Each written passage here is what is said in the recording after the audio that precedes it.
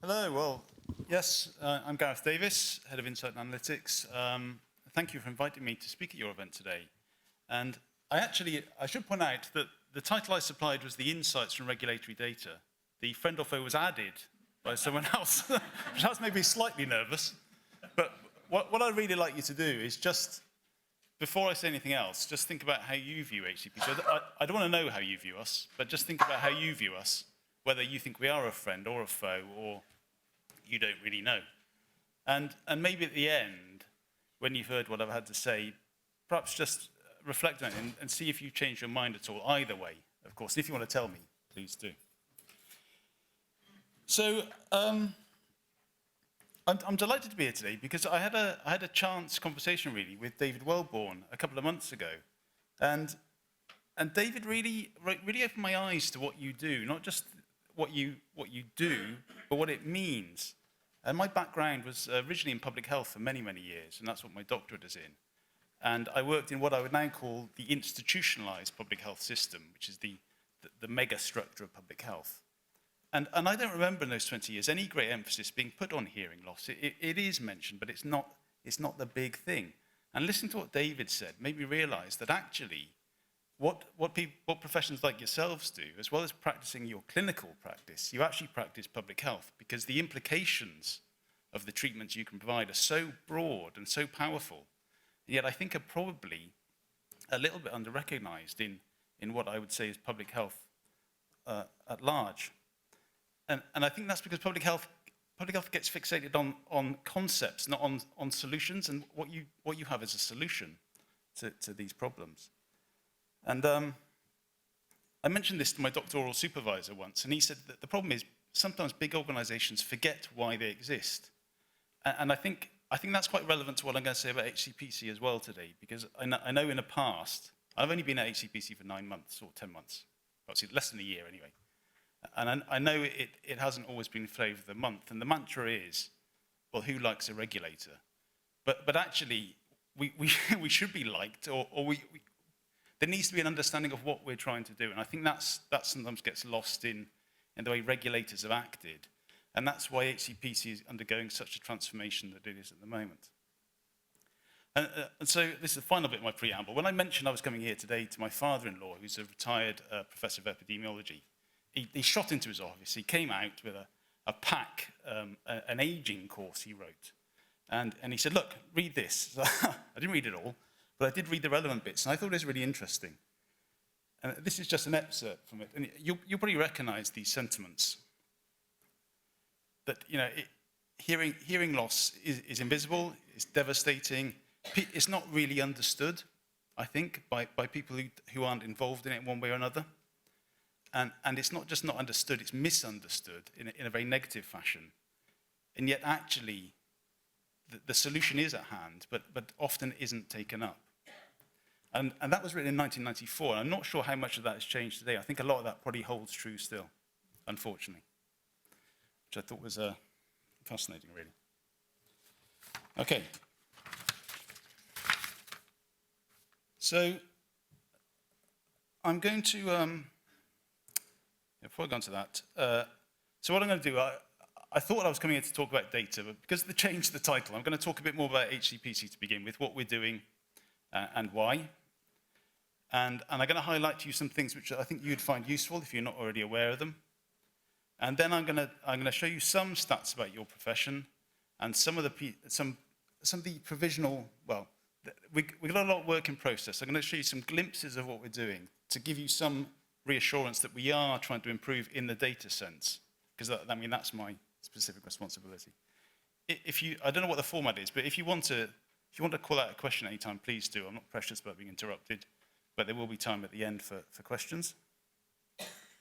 So just a very quick potted history, and I appreciate you probably can't read this, but essentially Hcpc has a couple of predecessors. So in 1967, the Council for Professions Supplementary to Medicine started regulating 9 professions, and that evolved into the Health Professions Council in 2002, and then in 2012 became Hcpc. And the first professions were chiropodists, dietitians, biomedical scientists, occupational therapists, orthoptists, physiotherapists, radiographers, and remedial gymnasts, which I'd never heard of, but they merged with the Society of Physiotherapists. And I believe they were specifically for treating people injured in the Second World War, actually. And then, so they were the original professions regulated. And then from about 2000 onwards, another group came in. And your group, the hearing aid dispensers, is highlighted in brown at the bottom. You're the last profession to join HCPC regulation and to still be there. Social Work England came and went in between. So we now regulate 15 professions. When we started in 1967, there were under 30,000 members, or 30,000 professionals regulated by us. There are now over 300,000. I think that makes us the third biggest healthcare professions regulator in the UK, behind NMC and GMC. And we're the only multi-profession regulator. All the others are specific to professions. Okay, so let's talk about our corporate strategy. So just bear in mind that a vision is a future state. You may not think of HCPC as this at the moment. This is where HCPC wants to get to by 2026. High-performing, adaptable, caring, and it ensures public protection. And that's the critical thing that people often overlook with any kind of regulation, is that the heart of it is public protection. In a previous employment, I chaired a National Research Ethics Committee, and I used to go and meet the researchers before they came into the committee room, just to remind them that we're not there to be obstructive. We're there to protect the participants, to protect the researchers, and to protect the NHS resources. And it's very much the same with regulation. Its primary purpose is to protect the people. Its primary purpose isn't to be awkward and obstructive and to be an inconvenience for you. So our purpose then is really to help you, or help all our professions perform as well as you can in terms of regulation, and to ensure that then people who access your services can do so safely and with confidence. So our core activities have public protection at the heart. Regulation is a big thing. Obviously, that includes maintaining the register that you're all members of, setting the standards, which I'm going to talk about a little bit in a minute, quality assuring all the education and training programs that you've been through, and responding to fitness to practice complaints and taking proportionate action when necessary. We have a core activity of learning, which is understanding our data better, which is where I come in. HCPC has never had a function that's tried to do this before, and it's a recognition that actually you need to use your data to make your processes better and to understand your registrants better. And that may mean collecting new data as well. And it's taking what we learn from those analyses then to improve what we do as an organisation. And a really big part of that is also making sure it's useful to others like yourselves. And then preventative action, again, is a new direction for HCPC. And with most regulators, actually. It's trying to move from, it's not about punishing when things go wrong. It's about trying to help people to prevent things from happening and to prevent the circumstances from happening. Because I think often it's not the people, it's the circumstances they're in. And if we can work with employers, education trainers and registrants to create better environments, then we reduce the chance of things going wrong, which is a win for everyone. These are our values. I think they're pretty self-explanatory, but I'm guessing the one that people probably have the biggest issue with is compassionate. Having, in my brief time in HCPC, I can understand if you do come into contact with HCPC, it's often not in the best of circumstances. And HCPC is putting a huge amount of effort into being a compassionate regulator by making sure we all understand internally what we're doing, what it means to people who may come into contact with us. I wouldn't say we're perfect, but again, we're on a journey. It's a long journey. It's a 5-year strategy. We're trying to be more inclusive. I'm going to talk about the EDI data collection in a minute, because that's a really important thing we've done more recently. And we're trying to be enterprising. And again, I know having read things that HCPC has been a little bit slow in modernizing. We've certainly introduced much better online registration processes, which hopefully you've all been through recently. And I think it's all part of a journey to bringing us up to to the modern standards.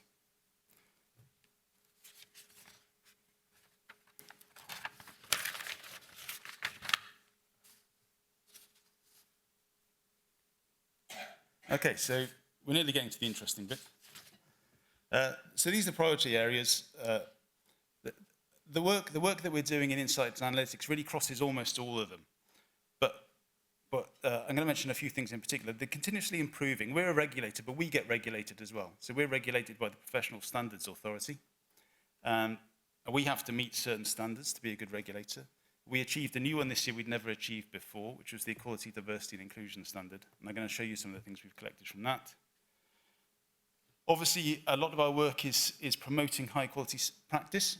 And I'm not involved in that directly, but I know we have a growing team who provide lots of resources. And I don't know if any of you have used any of those resources recently, but there's a huge amount of effort going in to help registrants meet the standards in particular. Using our data, which is a big thing for me. Being visible as well. I think there's a big visibility issue. And one of my aims is to make sure that our data and our analyses become available to all stakeholders, such as yourselves and your organization, but you as individuals as well, which they aren't at the moment, but we're on a journey to get there. And promoting the value of regulation, which is I guess, is partly why I'm here today, because it is really important that people understand that the breadth of what we're doing and why we're doing it. So we do have this registrant hub, which has loads of information on it. If you're not using it, I strongly recommend you do. We've just updated our standards. They come into force in 2023. So we have a whole load of resources on how to meet our standards. There are 7 webinars in the next month on meeting the standards. I did ask if they're recorded. They're not recorded. And I appreciate that it may be difficult to fit fixed times into your busy schedules. I think that's something that probably would be beneficial if you could see them outside of those hours. We also have an employer hub. Same kind of information, but obviously from the employer's angle. And we have webinars for employers. Again, if you're an employer and you're not looking at our website, I really recommend that you do. Okay, so now we're going to get on to what I'd say is the more interesting stuff, the numbers stuff. So we're going to have a look at a few things about your profession. So as I said, you came into regulation in 2010. When you started, there were about just over 1,500 hearing aid dispensers. There's now over 3,500, so more than doubled in that 12 years. I think this is, I hope you can see it from the back. I'm not sure you can. But I think this is quite interesting. Your profile in 2010, when you first came into regulation, was very much towards the kind of middle age. It was male-dominated and very few younger entrants. And this is your profile now. It's markedly different. It's very much younger. It's female-dominated, and it's over twice the size. And actually, you're in a really good position in this sense, because some of our other professions don't look like this. Some of them almost look the other way around. This is just the age and gender mix again in a different way, just emphasizing the fact that it has changed over time. Okay, so a piece of work wasn't on our work plan at the start of the year, but because of what happened in this process in general, and this is how I met David Wellborn, was we started doing a lot of work to support renewals. I'm going to show you a few slides from mid-renewal period for your profession, so they're not the end of renewal, because you've obviously finished that now. But just, again, to illustrate the kind of things we're trying to do to build up a better sense of insight and intelligence within the organization. So we came up with a kind of expected range. We didn't expect you to be in it for the whole period, but we expected you to be moving towards it. This shows about halfway through your renewal, you're moving away from it. We had a bit of a midpoint drive on comms, and you started to move back towards it. We looked at the age and gender breakdown. And in fact, this is quite a common pattern, that a smaller percentage renewed at either end of the age range. Obviously, people at the upper end are probably retiring. But we noticed people at the lower end seem to be renewing in smaller numbers. And that sparked a piece of work I'm going to show you briefly in a minute. We also looked at renewal rates across English regions and across UK nations. And that's really important because we actually now have a Scottish and a Northern Irish liaison officer in those countries. We're trying to recruit a Welsh one. And our existing officers they've chunked up England as well. So we have people who can target specific areas.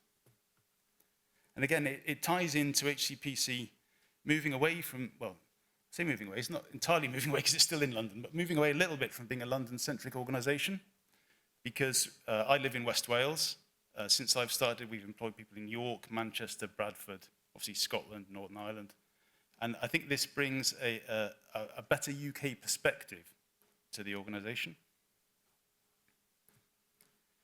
So this is your final renewal position with the 4 previous renewal windows. You were a little bit lower in renewal this year, this time round. And this is the end point for your renewal windows. And I did just wonder, because you're quite an unusual profession, because in the 2022 renewal window, you actually went up. Most professions went down across the first 3 windows. Yours, I think, is the only one I've seen that went up. And I do wonder if the drop then in this year was caused by a bit of a delay in people leaving previously and then leaving now. I don't know that, but I do wonder if that's caused that bigger drop this time around. Okay, so equality, diversity, inclusion.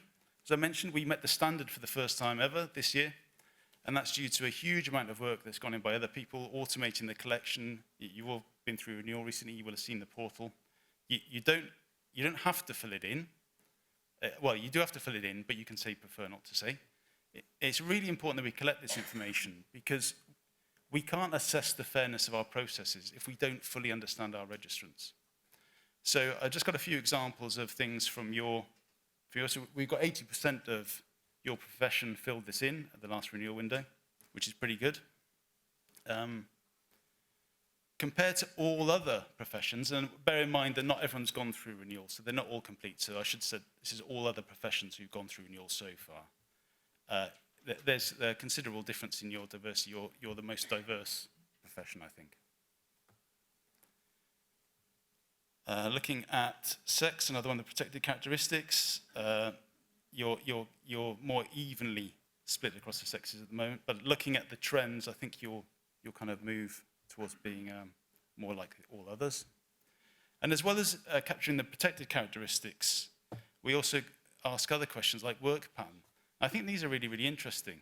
So the main comparison here, again, is had against all other Hcpc, and you're much more full-time and much less part-time, and perhaps you recognise that in your profession. Okay, so now I'm probably getting a bit short of time, but I'm going to talk to you very briefly about some work in progress. This relates back to the issue about younger people not seeming to renew. And we've done a big piece of work on it. We're looking at it in real depth. It's not finished, but I'm going to show you a couple of slides relating to your profession. We've noticed some interesting patterns across all professions. We're still waiting for the last few to finish their follow-up. But I think it's going to be really useful for workforce planning. So this is the statistical technique is a Kaplan-Meier survival analysis. But what it essentially is, it's saying of first-time new registrants registering in this period, how many were here 4 years later? And when I say here, I mean still registered with Hcpc. They could, of course, moved to different territories, could be registered somewhere else. We're not saying they've left the profession. And I think probably there seem to be some patterns, because a UK route student just means you've trained in the UK. So you could come to the UK to train, you could register with Hcpc, but you don't have to stay in the UK, you could go somewhere else. I've taken the labels off because it's not finalized, but this is the gender, so that we're only showing 2 here. So there is a difference between the genders of about 5% in how many are here at 4 years, 4 years being 1460 days. And this is the ages, and again, there's about a 5% difference in the ages as well, maybe slightly more. Like I say, this is for hearing aid dispensers. We have done it for everyone. The patterns are different for all the professions. We've also looked at nationality, and we've looked at the the area of the UK the training was undertaken in, so the HE region or the UK nation. All of these things will go into a report which we'll publish at the end of the year, and that report will be specific for your profession, and there'll be a report for every other profession as well. And I think you'll find that really interesting. Then the second piece of work, and I must really emphasize here that this is not finalized, so please don't try to draw any inferences from this. But again, I'm showing it to you because it's a work in progress. It's a really important piece of work, and it shows you that we're trying to use our data, and it also reinforces the issue about us having the data. You know, we rely on the data, the EDI data from you. Similarly, we rely on you keeping your address up to date as well. But what we've been doing, we still need to add another year into this, so this is not finalized. And again, I've taken the labels off it to avoid any misunderstanding. But we've looked at the factors involved in cases which are at the ICP stage, and we've looked at the factors involved in the cases that get to tribunal. This is logistic regression analysis, so it's adjusting for everything simultaneously, and we're looking to see if there are any significant factors that stand out. So we're going to add another year into this soon, so this will be published in 2023, but it'll be very transparent, and it will lay out our assessment of the fairness of our FTP practices. Sorry, should put that one up. That's the tribunals one. The fairness of our processes, which is really important. Okay, so finally then, these are things that are coming up. As I mentioned, we'll publish that preceptorship analysis this year. We'll publish the FTP analysis next year. I'm really, really determined that we have what I'm calling a profession profile tool, be an online product, constantly updated, with all of what we think is useful for you. But we really need feedback from you as well. If there are things that you would like to know from our data, please ask us, because we can't do it unless you tell us. That will include the renewals and the readmission stuff and all the EDI stuff. That will all be on there. And then we have an ongoing program called the Program for Data Excellence to try to improve the standard, the quality of our data at source and improve how we present it out to you. So that's the end of my presentation. Thank you very much. Diolch yn fawr. Happy to take any questions, or if we're out of time, please get in touch with me at that address.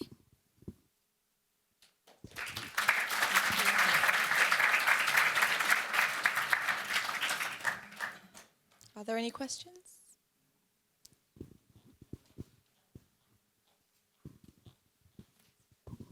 Hi, Gareth. Thank you very much for that insightful presentation. Can I ask you, how can Hcpc liaise more with professional bodies like BSHA and vice versa from your perspective? Yeah, that's a good question. And that's one of the things that the liaison service have put in place in the last year, is every professional body now has what they call a relationship manager in Hcpc. So yours is Matthew Clayton in policy, I believe.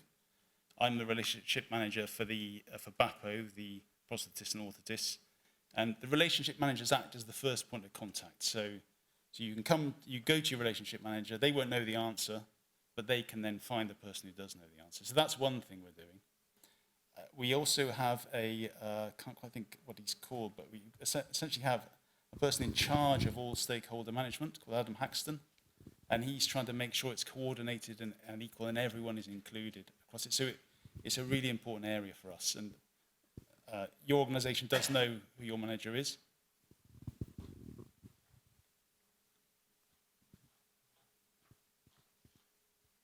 So the reason that I was asking that question is the title of your presentation, where it says friends and foe.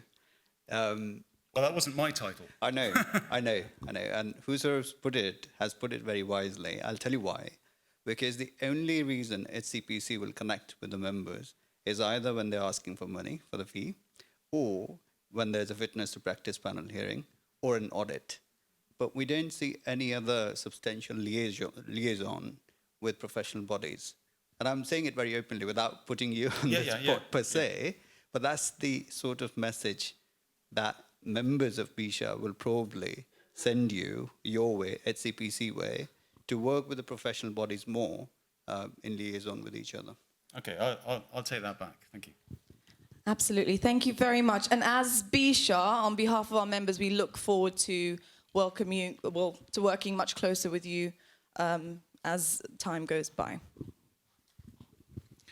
Thanks. I got to take the opportunity to say the title was mine, Gareth, as you might have guessed, because I spent the last year or so increasingly in early stages of all those developments that you've talked about, in a way that demonstrates that the senior leadership in Hcpc is reaching out to professional bodies in all the ways that you've just challenged, Jay, but we haven't yet seen it on the ground. And part of that is our responsibility as BSHA, which is why you're here today. And part of that is that actually the aspiration at the top of Hcpc, I think, is very laudable. It hasn't yet worked its way throughout, as I'm sure you'd say. And one of the things moving forwards, one of the values of having a professional body and having strong membership behind the professional body is precisely that we can do all of those things that Jay's just challenged us on. And I've seen some really, really important changes coming and seen early insight of some of those changes that we need to share more widely as a professional body. And thank you for coming, and thank you for standing up to the question as I posed it. Thank you very much. Just another round of applause for him, please. Thank you very much, Gareth.